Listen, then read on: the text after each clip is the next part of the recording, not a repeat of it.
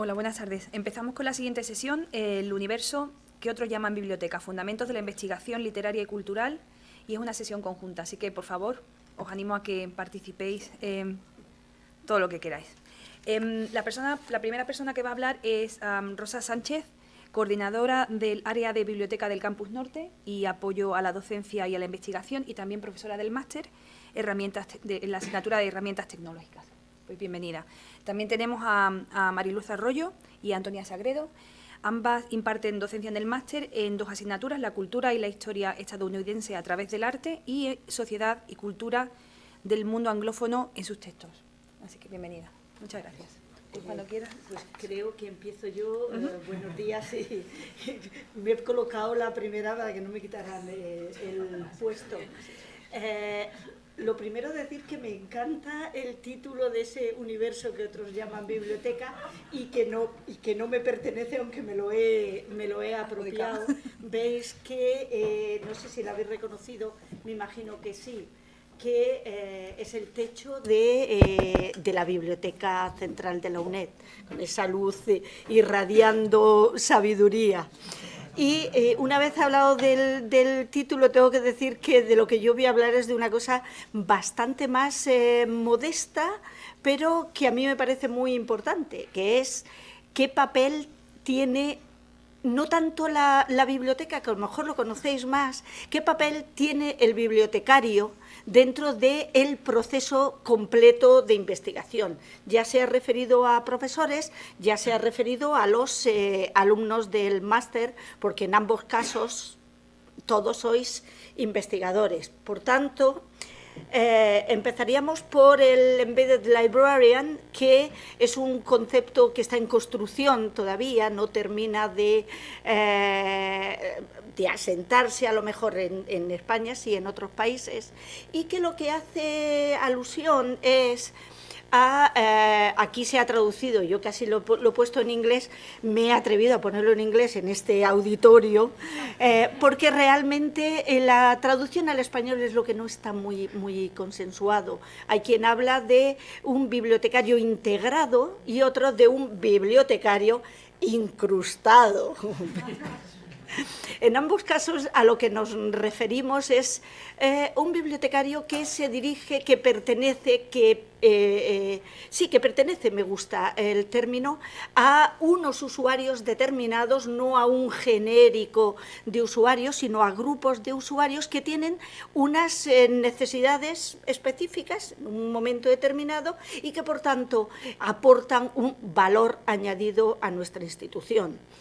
En algunos casos, formando parte de estas comisiones de ranking de universidades que nos traen por la calle de la amargura, en otros casos ayudando al despegue de las revistas de la UNED, a conseguir posicionarlo en mejores lugares, en otros, y ahora ya alguno de vosotros a lo mejor está implicado en procesos como los de los sexenios, que estamos a 3 días de que salga la convocatoria, o en acreditaciones que también podéis estar, y eso es lo que nosotros creemos que puede ser un Embedded Librarian. Fuera de esa parte más amplia, aquí nos vamos a concentrar solo en el proceso de investigación.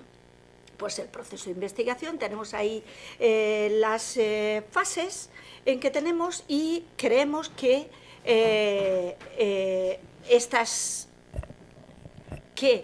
podemos aportaros asesoría, podemos aportar determinadas herramientas para que en ese proceso vuestro de investigación podáis dedicar el mayor tiempo posible a la investigación en sí mismo, a la redacción del manuscrito, etcétera, y determinados aspectos que ahora cuestan mucho, como puede ser citar, referenciar, encontrar fuentes fiables, sea el aspecto al que vais a dedicar menos tiempo, mucho más a vuestra propia aportación y menos a a revisar todo aquello sobre lo que se basa vuestra investigación. En el survey veis que pacíficamente no todo el mundo cree que son las mismas herramientas las que deben utilizarse en cada una de las fases, pero sí que es cierto que si nos fijamos hay bastantes que se repiten. Por tanto, ¿en qué podemos estar con vosotros antes de que iniciéis una investigación? Pues evidentemente no está puesto al azar, sino para que veáis qué herramientas tecnológicas, que es el nombre de la asignatura. Nosotros podemos proponeros herramientas tecnológicas y sitios web 2.0, lógicamente relacionados con la información, que sea los imprescindibles para que podáis afrontar esa investigación de una manera eficaz y sin perder muchísimo tiempo. Lógicamente, los alumnos van a necesitarlo más porque tienen menos experiencia y porque es una competencia que se adquiere con el uso. No es una cosa que uno sale y dice, ya soy competente en esto. Se requiere una serie de conocimientos, pero también habilidades y, sobre todo, una actitud muy crítica frente a la información para conseguir ser competente en ello. Para ello, pues podemos aportar herramientas o sitios en los que buscar información. Hemos puesto el último, aunque deberíamos de haber puesto el primero, Linceo Plus, que, como sabéis, es el buscador de la biblioteca de la UNED, y aparte tenéis una serie de bases de datos que os pueden ser útiles. En algunos casos no solamente para buscar, sino veremos cómo también para evaluar las fuentes de información en las que publicar. He añadido, no sé si habéis reconocido el icono de Mendeley, que diréis, es una red social. Es una red social, es también una herramienta para gestionar la información y es una herramienta de búsqueda de la propia información. De hecho, en uno de los análisis que se hicieron en Nature, investigaron dónde buscan los investigadores, dónde miran por primera vez los investigadores la información antes de decidirse a trabajar en un tema, y tenía un enorme porcentaje los investigadores que buscaban, por ejemplo, en ResearchGate o en academia.edu, que, como sabéis, son redes sociales de investigación. Es decir, estamos cambiando, a lo mejor nos agobia tanto toda la información que existe que hemos decidido o preferimos iniciar nuestra investigación por aquello que nos están contando nuestros colegas o aquellos popes a los que seguimos. Pues parece que en buena parte sí. Otras bases de datos especializadas las conocéis perfectamente, MLA y en el Periodical Index Online, BSS de mujeres escritoras. Y, por tanto, contar con nosotros a la hora de empezar una búsqueda sobre una materia que os interese cuando queréis hacer una revisión bibliográfica, etcétera, etcétera, exhaustiva, como paso previo antes de iniciar una investigación. ¿Qué pasa si ya bien tenemos nuestra revisión bibliográfica? Sabemos, lógicamente, ahora, aunque está durante, deberíamos de haberlo hecho también antes de nuestra evaluación. ¿Qué podemos hacer mientras escribimos nuestro manuscrito? Pues lógicamente lo que teníamos que haber hecho en el mismo momento en que hemos hecho la búsqueda era llevarnos aquellos documentos que nos resultan importantes para nuestra investigación y que vamos a utilizar en nuestro propio manuscrito a través de un gestor bibliográfico, como puede ser RevWord, y que es el gestor bibliográfico que tenemos en la UNED. También tenemos el Node, pero trabajamos más con RevWord, o el de software libre, que es Mendeley. Y también tenemos la posibilidad de consultar los estilos de publicación, sea MLA o APA de los psicólogos americanos, que son fundamentalmente los que se están utilizando. uno más en vuestro campo, pero también en ciencias sociales en general. El estilo de la Asociación de Psicólogos Americanos es el más extendido en ciencias sociales y el que suelen pedir mucho a la hora de publicar en determinadas revistas. Por tanto, y ya vamos adelantando temas. Al hacer nuestra búsqueda deberíamos de estar guardando nuestras referencias en un gestor bibliográfico que luego nos va a permitir insertar citas y referencias de manera automatizada y en el estilo de publicación que queramos, porque si de pronto queremos publicar en una revista medicina, pues a lo mejor nos está diciendo que publiquemos en Harvard Style. De hecho, sin modificar nada de nuestro manuscrito, podremos cambiar el estilo de insertar citas y referencias en el mismo. Y donde queríamos hacer más hincapié, porque entendemos que lo anterior forma parte de la asignatura y forma parte de los conocimientos del auditorio. ¿Qué pasa después? ¿Cómo nos insertamos, integramos o incrustamos los bibliotecarios después de un proceso de investigación? Pues en principio a la hora de publicar. Si el auditorio es de alumnos de máster, van a tener unos intereses distintos. Si fuesen alumnos de doctorado, tendrían otros, porque ya se les exige una publicación en determinadas condiciones, según el baremo de investigación de la UNED. Vosotros, como directores de tesis doctorales, lo tenéis que conocer, que antes de la lectura de la tesis los alumnos tienen que tener una publicación que cumpla alguna de estas condiciones que tenemos en el baremo, y como profesores no solamente tenéis ese interés de publicar en determinados sitios, sino que esa publicación os sirva luego para vuestra propia carrera profesional, ya sea a la hora de acreditaros, a la hora de obtener un sexenio de investigación. Pues estas... ¿qué herramientas podemos utilizar a la hora de decidir esto? Hago una aclaración. Antes hablábamos de la transversalidad de los conocimientos y me viene muy bien, porque algunas personas de humanidades me dicen: JCR no existe, el JCR para Art and Humanities Index. Es decir, sí existe la base de datos de los índices de la Web of Science, pero no existe un JCR, por tanto, no existe la herramienta que calcule el factor de impacto en arte y humanidades, fundamentalmente porque los plazos que se siguen en Web of Science son muy cortos, citas en 2 años. Es muy corto para determinadas publicaciones de determinadas materias, por eso no existe. Pero, ahora bien, lo que sí existe en este JCR es Linguistic, que me imagino que habrá, si por ahí fijo, y sobre todo, ya ahora sí que miro porque hemos estado hablando antes, existe una categoría que son los estudios culturales.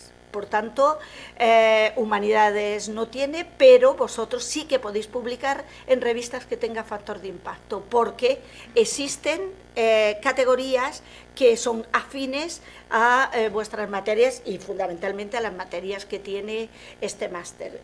Pues, el SJR, cuya base de datos es Scopus, y ponemos 2 ejemplos más. Uno, para quien quiera publicar en abierto, es el directorio de Open Access, y una cosa muy interesante de Sherpa Romeo, que es la base de datos que deberíamos de consultar antes de enviar un artículo a una revista de una determinada editorial, porque Sherpa lo que nos dice es cuáles son las condiciones que tiene esa editorial con respecto a nuestro manuscrito una vez que se ha publicado. Es decir, una vez que yo ya he publicado, ¿ya no puedo hacer nada con él? He cedido completamente los derechos de autor. ¿Puedo ponerlo en un curso virtual, por ejemplo? ¿Puedo ponerlo en el repositorio de la UNED? ¿Puedo ponerlo en mi página? Puedo ponerlo en ResearchGate, que es donde todo el mundo lo pone sin tener derecho. Creo que el Sevier está que trina y ya ha empezado a mandar cartas como diciendo, mire, hágame usted el favor, que usted no puede tener esto aquí, que usted ha cedido los derechos en el momento en que firmó un contrato de edición. Bien, miremos Sherpa y veamos cuáles son las condiciones que tienen las editoriales a la hora de que nosotros podamos reutilizar esos materiales. En algunos casos, algunas editoriales dicen solo puede utilizar el material que ya está publicado, porque en el que ya está publicado figura, lógicamente, el nombre de la publicación y la editorial, y otros que dicen, para nada, en el momento en que nosotros revisamos el manuscrito y en el momento en que nosotros lo publicamos, usted solamente tiene derecho, como no puede ser de otra manera, sobre su manuscrito original sin las correcciones editoriales. Por tanto, cuando publiquemos, a lo mejor nos interesa mirarlo. Y claro, nos interesa porque es importante medir cuál es el impacto de una publicación.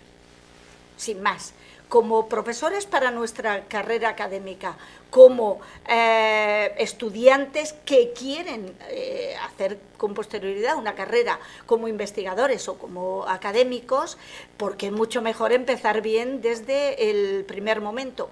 Y empezar bien dentro de la carrera académica en la actualidad, pues es empezar publicando en revistas que luego me van a servir para tener un currículo brillante y poder optar a cosas. No obstante, también existen herramientas altmétricas. La medición, lo de altmetrics, a lo que hace referencia es al hecho de crear o implantar herramientas que no están contempladas, que miden, digamos, miden indicadores o que fabrican indicadores que están midiendo algo que no está contemplado en las métricas normales que generalmente se basan en las citas y número de artículos de publicaciones. Lo que dicen es, oye, y la actividad, y esto lo hacen para medir la actividad económica. Creen que, oye, la actividad académica, creen que es importante, que a lo mejor, como al principio se llamaba alternativas, eran métricas alternativas. Lo último que yo he oído era que en vez de altmetrics se está hablando de all metrics. Y por tanto, vamos a tener en consideración estas y otras, porque para la difusión de una investigación y de un trabajo académico, ¿la cita debe ser el único factor a tener en cuenta? Y si de pronto tenemos un blog, si tiene 15.000 entradas y llegamos a más allá de nuestro mundo académico, ¿no debería de tenerse en cuenta también eso? Podemos, aunque no nos valoren ahora, no perdamos de vista las altmetrics, el impact story o PLOS. Una vez que hemos publicado, ya hemos decidido, hemos visto dónde vamos a mandar. Por cierto, un consejo, cuando mandéis, cuando no sepáis dónde mandar una revista, un artículo a una revista porque no sabéis si va a tener cabida, no mandéis el artículo, no mandéis el manuscrito. Escribir una carta al editor y preguntarle si tiene cabida dentro de su línea editorial, porque la línea editorial puede estar cambiando. Si la línea editorial del último año, de los últimos 2 años, que vosotros la habéis podido mirar porque habéis hecho el primer paso, habéis consultado en las bases de datos en la revista, pero mirar y consultar al editor. El editor jefe de una revista contestará inmediatamente si va a tener cabida o no va a tener cabida, porque el 70% mínimo de todos los artículos que le llegan no los pasa a evaluación, los rechaza. Y por tanto, preguntar primero, porque hay gente que contesta inmediatamente y hay gente que generalmente suele estar en el JTR, pero hay otros que se eternizan y uno se queda con un manuscrito paralizado sin poder enviarlo, porque sabéis que no se puede enviar a otra revista, tampoco traducirlo, no se pueden enviar. Por tanto, preguntar primero Sí, si ese artículo vuestro al que le dais determinado enfoque o utilizáis determinada metodología tendría cabida según la línea editorial de la revista, y luego cuando ya os digan, ya os habéis asegurado algo que luego va a pasar directamente al evaluador externo o al doble ciego. Ya lo tenemos, ya hemos publicado, la revista es estupenda y no se acaba nuestra función ni se acaba la vuestra, porque lo que quieren la revista, y cada vez lo piden más, porque quiero decir, ¿por qué tienen impacto las revistas? Porque los artículos son citados, y solamente el prestigio, salvo que sea Science o Nature, salvo determinadas revistas que todo el mundo tiene que citar, aunque no las lea, porque ¿quién no cita esas revistas que están a la vanguardia? Quitando esas, ¿cómo conseguimos que otras revistas tengan citas? Pues a lo mejor no acaba nuestra tarea a la hora, en el momento en que publicamos, sino que tenemos que darle un empujón a nuestro trabajo y un empujón a la revista, difundiéndolo a través de las herramientas que vamos a ver a continuación. Lo primero, vosotros que trabajáis en inglés y leéis literatura inglesa, etcétera, etcétera, lo sabéis perfectamente. Para tener un perfil único nuestro investigador, tenemos que tener una personalidad única en las bases de datos. ¿Y qué nos pasa en general cuando publicamos, que publicamos en español o en revistas españolas, a la hora en que nos indizan en bases de datos norteamericanas o bases de datos anglosajonas? Me da igual si son holandesas, siempre que sean en inglés, pues que nos están cogiendo nuestro segundo apellido y ahí nos están poniendo que es nuestro primer apellido. ¿Qué es lo que ocurre? Nuestro primer apellido pasa a ser middle name o... Bien, estamos teniendo una personalidad múltiple en bases de datos, y eso nos damos cuenta cuando decimos, pero bueno, ¿y este cómo me ha citado? Pues te ha citado porque lo ha encontrado en una base de datos en la que figuras así. ¿Qué es lo que ocurre con la personalidad múltiple? Pues que no da para ir al psicólogo, pero sí nos da para perder citas. No somos la misma persona. Entonces uno dice, ay, pero es que yo tengo aquí, pero si esto es mío, pero ¿cómo me han citado?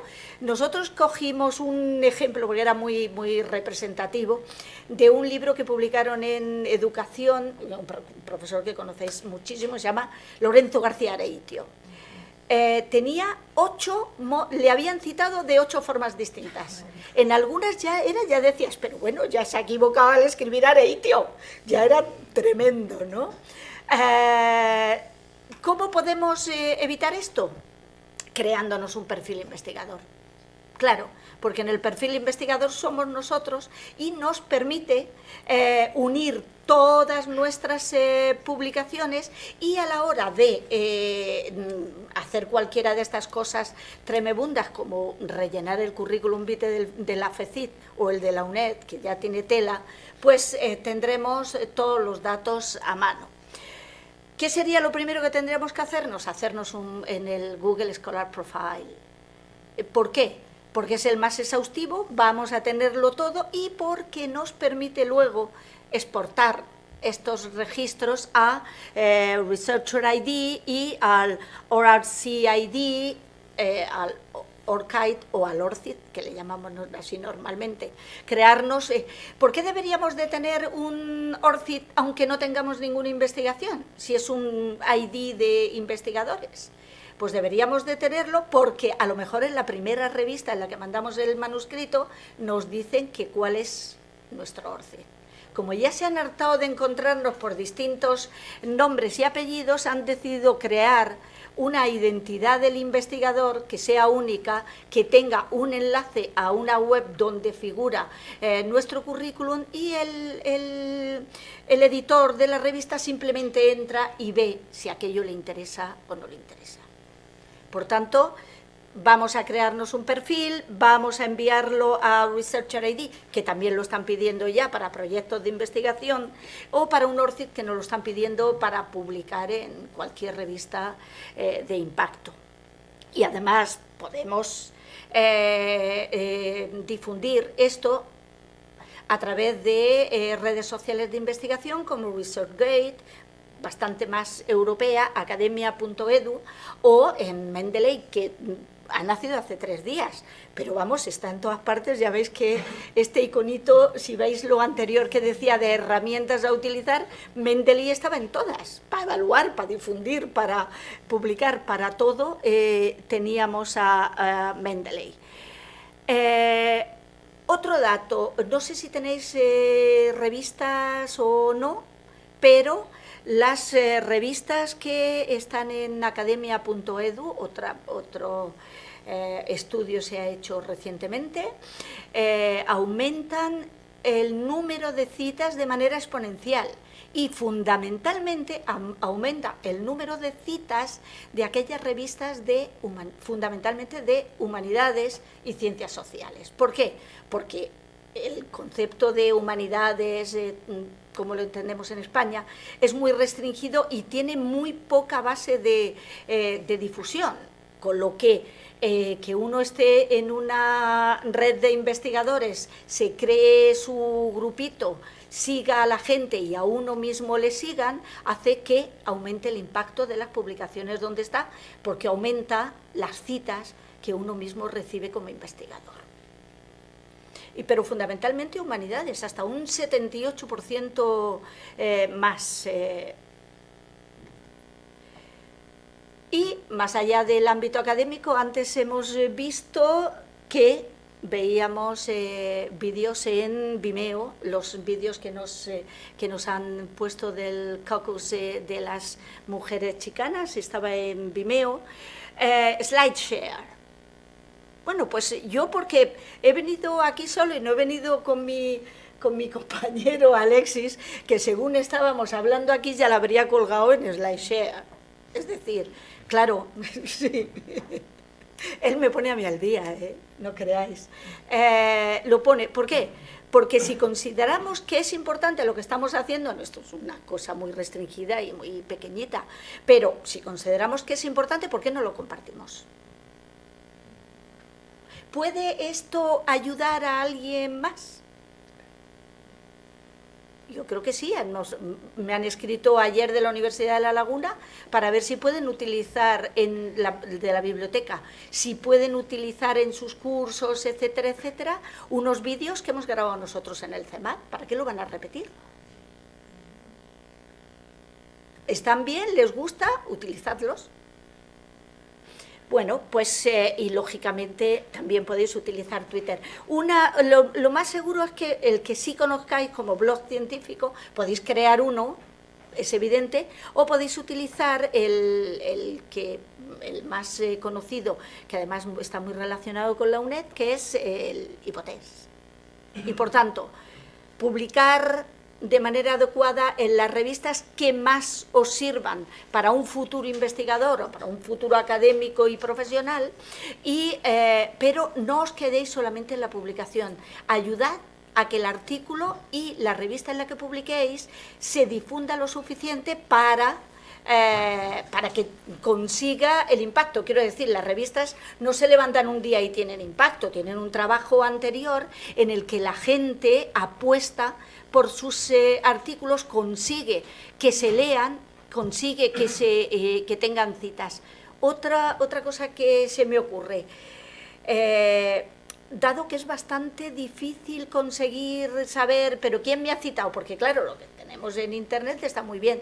¿Me ha citado alguien más? ¿Vosotros cuando citáis a alguien le enviáis un correo diciendo que la habéis citado?